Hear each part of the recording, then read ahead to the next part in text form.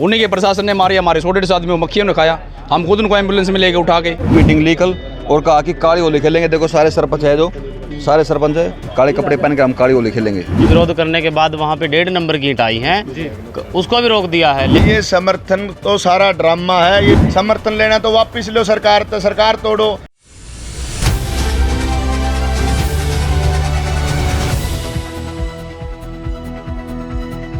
नमस्कार, मेरा नाम है संजय तरंगाधारी। आप देख रहे हैं हरियाणा आज। होली का त्यौहार मनाया जा रहा है पूरे हिंदुस्तान में, लेकिन बात की जाए जींद की जनता की, जहां से हरियाणा की राजनीति शुरू होती है, वहां पर मेरे साथ सरपंच खड़े हैं और काले कपड़े डाल के खड़े हैं।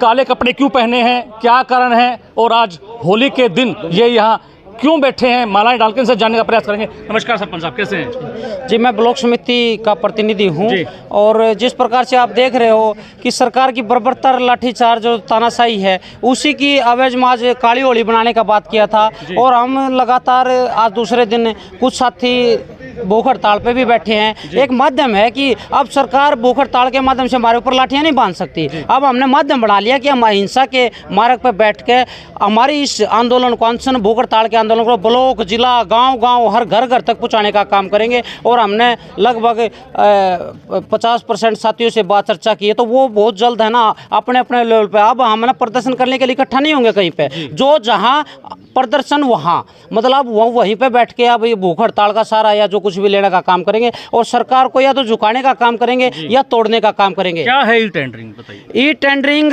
सीधा सीधा आप कह सकते हो कि क्या है जी। आप विषय देखोगे।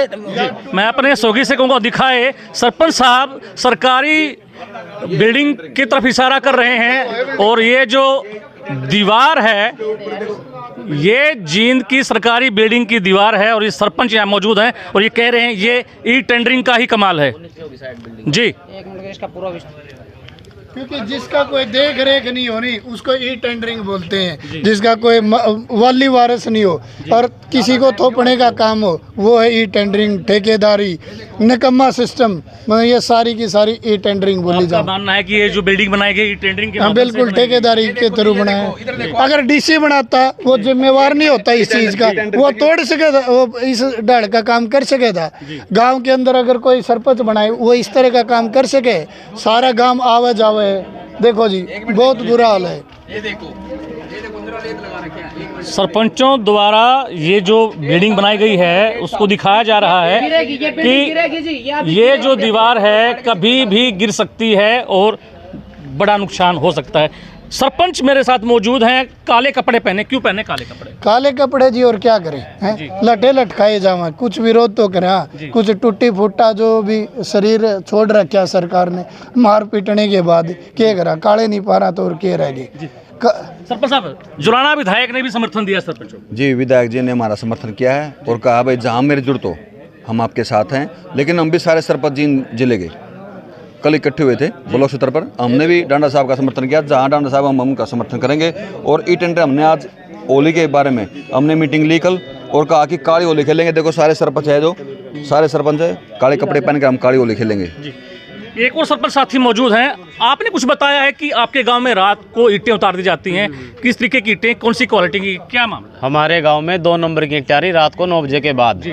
हाँ जी, 2 की आ रही हैं। उसके बावजूद विरोध करने के बाद वहाँ पे 1.5 नंबर की ईंट आई हैं, उसको भी रोक दिया है। लेकिन कल रात को क्या हुआ है कि ईंटें मिक्स आई हुई हैं। 2 लाइन सिर्फ 1 नंबर की हैं, बाकी सारी ईंटें 1.5 नंबर की आई हुई हैं। ऊपर 1.5 की नीचे 1 की है, ताकि 1.5 नंबर की ईंटें नीचे दब जाएंगी, 1 वाली ऊपर आ जाएंगी। उसका हमने विरोध किया है। उन ईंटों को हमने वापस कर दिया है कि हम गांव में जो काम कराएंगे वो 1 नंबर से के ही होगा जी। एक और सरपंच साथी मेरे साथ मौजूद हैं, अनिल जी हैं। भाई साहब नमस्कार, कैसे हैं? नमस्कार भाई साहब। कल जुलाना विधायक ने समर्थन दे दिया सरपंचों को, क्या कहना है आपका? जुलाना का जो विधायक है जी, वो लिपा पोती कर रहे हैं गांव में बढ़ने खातिर। आप ये बताएं, विधानसभा के अंदर डिप्टी चीफ मिनिस्टर और उसी की पार्टी का जननायक जनता पार्टी का देवेंद्र सिंह बबली है जी। अगर उनमें दम है तो समर्थन वापस ले लो। सरकार से समर्थन वापस क्यों नहीं लेते? कैबिनेट में फैसला क्यों कराए हो? कैबिनेट में साइन कर रखे इनके मंत्री एमएलए ने। ये लोगों को गुमराह कर रहे हैं ना, कभी अजय सिंह चौटाला बोला, कभी और। 10 के 10 एमएलए के साइन है भाई जेजेपी के, कदे किसी ने बकांदे हुई हैं। अगर भाई हमें समर्थन दिया और फलाना दिया, ये तो रामी आदमी है जमा जी सच्चाई बात को खुल के। जी जेजेपी और बीजेपी इन लाग लूग के सारी बंदर बांट करके यही टेंडरिंग लागू करी है जी। और इनके कमीशन खोर लोग हैं ये हमारे ती समर्थन देंगे के वो तो नु सोचे हैं जुलान हल्का में बड़न खातर कुकरे राट हो लिया जी। कदे हुआ मैडम देव है नन्ना बयान तो हमने बयान देने की जरूरत के है तो हम सत्ता में बैठे हो समर्थन वापस ले लो सरकार को गिरा दो। क्या रणनीति रहेगी, क्या फैसला रहेगा, कब तक का रहेगा ये धरना प्रदर्शन? हैं क्या रणनीति रहेगी, क्या फैसला रहेगा, कब तक का रहेगा ये? फैसला तो मैं एक तो बात आपने बताना चाहूँ, जननायक जनता पार्टी के कोटे से पंचायत मंत्री है देवेंद्र सिंह बबली, उसका इस्तीफा लो जी। वो इस्तीफा दो, उसके कोटे से मंत्री बना हुआ है। उसके बावजूद 9 तारीख ने अगर इस हरियाणा सरकार को सद्बुद्धि आ जाए तो ठीक से, ना सद्बुद्धि आ जाए तो 11 ना सद्बुद्धि हरियाणा का सीएम नाम दे देंगे। और जेजेपी थी तो सद्बुद्धि दे दी, 2.5 दाने नहीं बच रहे जेजेपी के, जकड़ियां वोट मांगने भी जाओगे तो सिर्फ जूतियां ही मारा गए इनके। शुक्रिया। एक और सरपंच हमारे साथ है, पंचकुला में हमारी टीम ने इनसे बात की थी, इनको चोटें लगी थी और उस समय एम्बुलेंस में मौजूद थे जी, क्या कहना है आपका? ये देखो जी, प्रशासन के हालात देख लो पहले तो जी। सरपंचों की दुर्दशा की हुई सरकार ने जी। पहले हमारे को जींद में पीटा गया, धोखे से पीटा गया, वहाँ पे भी हम बातचीत करने गए थे, न कि वहाँ किसी प्रशासन से हम लड़ाई करने गए थे। हमारा एक ही उद्देश्य था कि हम माननीय मुख्यमंत्री से बैठ के बातचीत करें टेबल पर, लेकिन जिन्होंने हमारा रास्ता रोका, रास्ता उन्होंने रोका, उल्टा आरोप हमारे ऊपर लगा दिया सरपंचों के ऊपर कि भी रास्ता सरपंचों ने रोका है।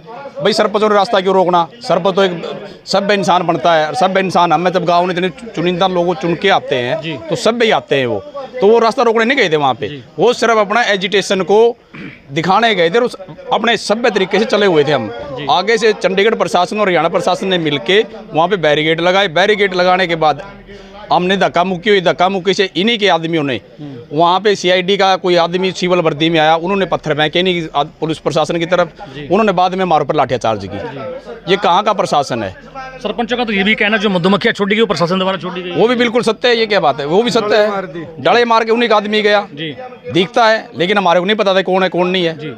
उन्हीं के प्रशासन ने मारी, हमारे 100-150 आदमी मक्खियों ने खाया, हम खुद उनको एम्बुलेंस में लेके उठा के, प्रशासन हमारे को वहाँ से एम्बुलेंस में ले जाके वहाँ मेडिकल में डाल देते हैं और बाद में वहाँ से हमारे को लेके आता नहीं है। तक की रहेगी भूख हड़ताल? भूख हड़ताल तो आप देख रहे हैं, आपके मीडिया के माध्यम से बताना चाहूँगा, जब तक हैं जब तक रहेंगे, अनिश्चित काल है ये जी। पत्रकार महोदय जिसका भूख हड़ताल की बात की, ये हम सरकार तक नहीं पहुंचाने का काम रही है, हम अपनी आत्मा को परमात्मा से जोड़ के, हम हरियाणा प्रदेश के गांव-गांव के लोगों को अपने साथ जोड़ के इसको जन आंदोलन बनाने के लिए हमने भूख हड़ताल का जो रास्ता है वो अपनाया है और इसको सफल बनाने का काम करेंगे। शुक्रिया। कहते हैं कि पंच परमेश्वर होता है, ये पंच साथी जो हमारे साथ खड़े हैं भूख हड़ताल पर बैठे हैं, काले कपड़े डालकर बैठे हैं। इनका कहना है कि हमारी जो आवाज़ है हम परमपिता परमात्मा तक पहुंचाना चाहते हैं और सरकार की आंखें खोलने का काम करेंगे। अब देखना ये है कि इनकी मांगे कितनी जल्दी सरकार पूरा करती है। इसी कड़ी में किसी और व्यक्ति से, किसी और शख्स से आपको मिलवाएंगे। देखते रहिए हरियाणा आज।